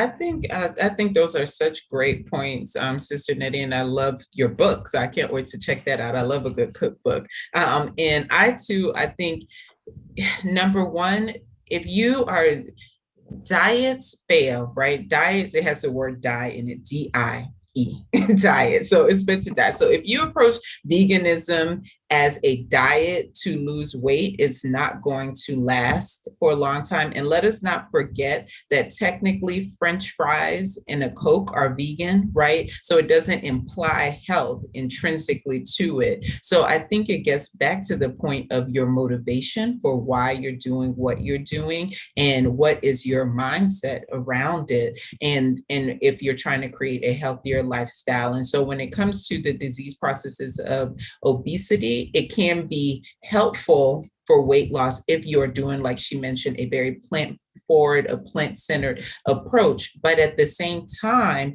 for a lot of people, what it ends up being is very rich in carbohydrates, which can be very inflammatory for people and can be associated with additional weight gain. So I think you have to be careful with why you're doing it and what is around it. And I think that, and also to answer your question about what do we do in the body of Christ or in the church regarding trying to transform our eating ministries and how we approach food, I think we've talked a lot about renewing your mind. I think we have to get away from feeling deprived if we don't have certain types of food. It's almost like, oh, if we don't have the red punch, if we don't have the mac and cheese, like we're not really celebrating or it's not as good. And so shifting that mindset to real and reframing what good is, what nutrition looks like, and not shaming some of these healthier foods too, is so important as we kind of re-change our identity and we change the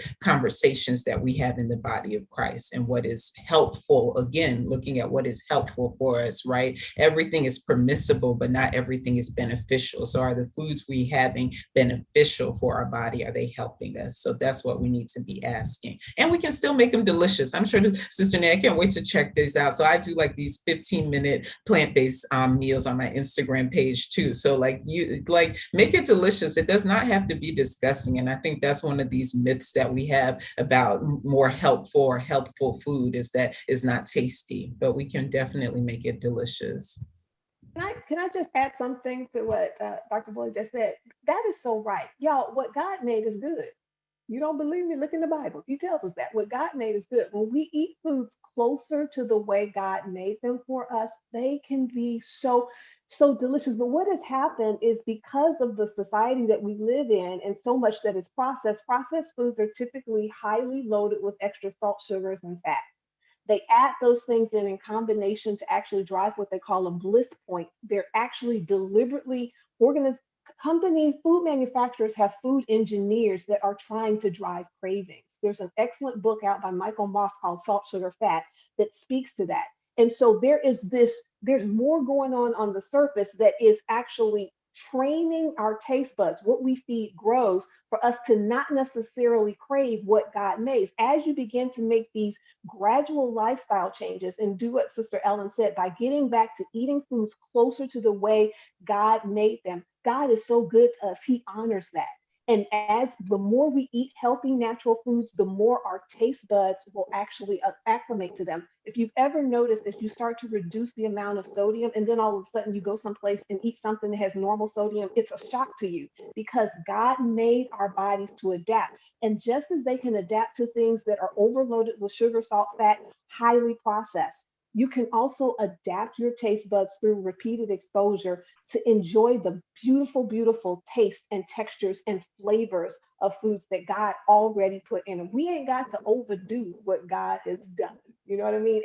And you really can get to a place where a fresh peach, when you bite into it and there's the pop of that skin and there's the tartness on the inside of the skin and the sweetness of the flesh and then the juices running, y'all, it can get to a place where that in season is actually so much better than peach cobbler a la mode, where after 2 bites, all you're tasting is a bunch of sugar and fat.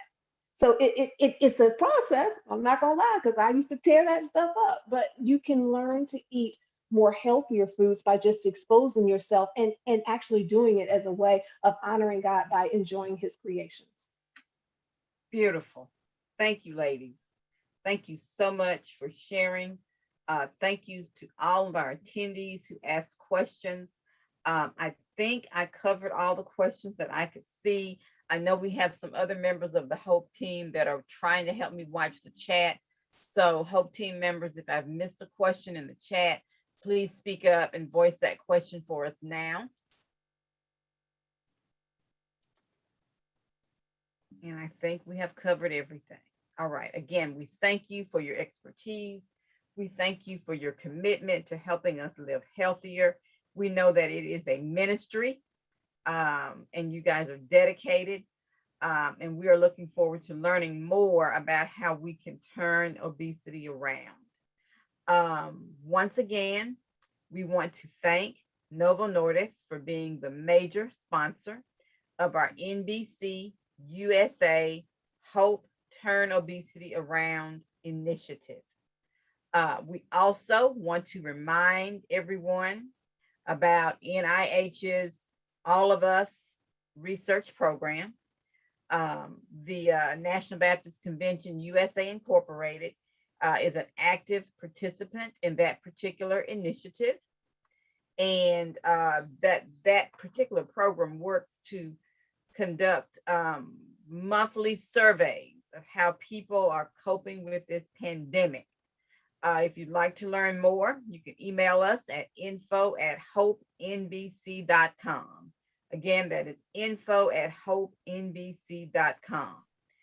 For additional resources and information about general health related issues, please go to our website, which is www.hopenbc.com. And again, I want to go back and show the NIH logo, which is behind me, from all of us. And of course, again, want to acknowledge Novo Nordisk and thank them for their generous sponsorship. We want to thank Dr. Boise Kimber, who is the board chair of the National Baptist Convention USA Incorporated, for being with us tonight and sharing his insights, and also sharing with us a little bit about Novo Nordisk. All right, upcoming events on June the 3rd at 8 p.m. Eastern Time and 7 p.m. Central Time. There will be another Turn Obesity Around webinar, but it will be for the Midwest area.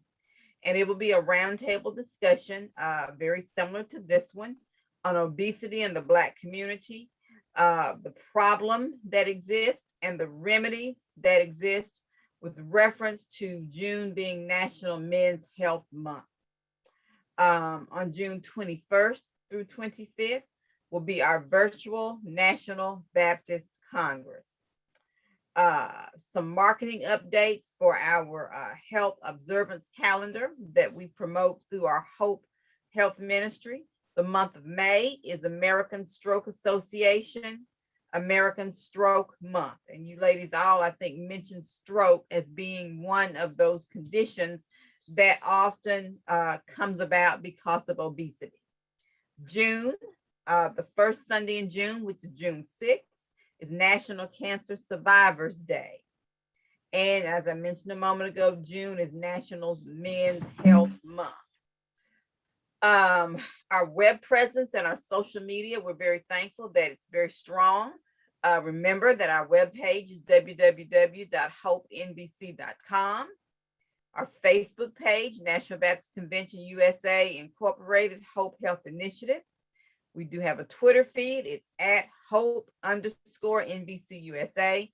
And of course, our YouTube channel is NBCUSA HOPE. For our webinar surveys, we'd like for all of our attendees to please complete the survey.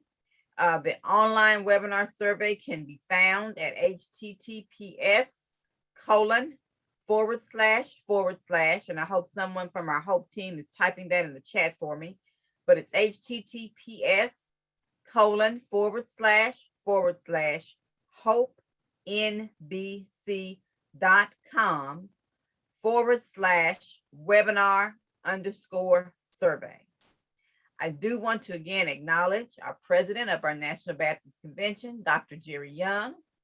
our General Secretary, Dr. Alvin Edwards, our Chair of the Federal Faith-Based Development Initiative, Dr. Alvin Love, and our National Director of the NBCUSA Liaison to the U.S. Department of Health and Human Services, my wonderful other half, Dr. Michael Miner, who stepped out on faith and banned that fried chicken in the church.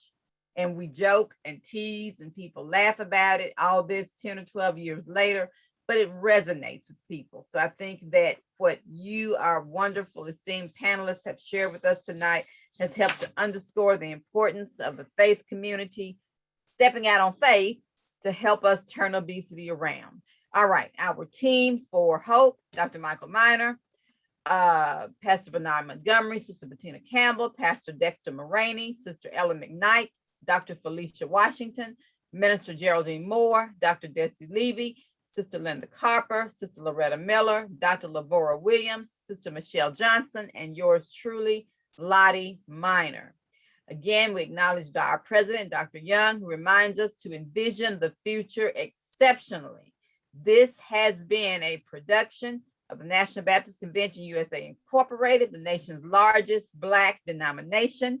Our sponsor, our major sponsor tonight has been Novo Nordisk, and we do thank them for their generous sponsorship. God bless you and God keep you is my prayer. We are going to sign off of social media, Facebook and YouTube. We will stay on Zoom for a moment for those that are on Zoom with us. God bless you all.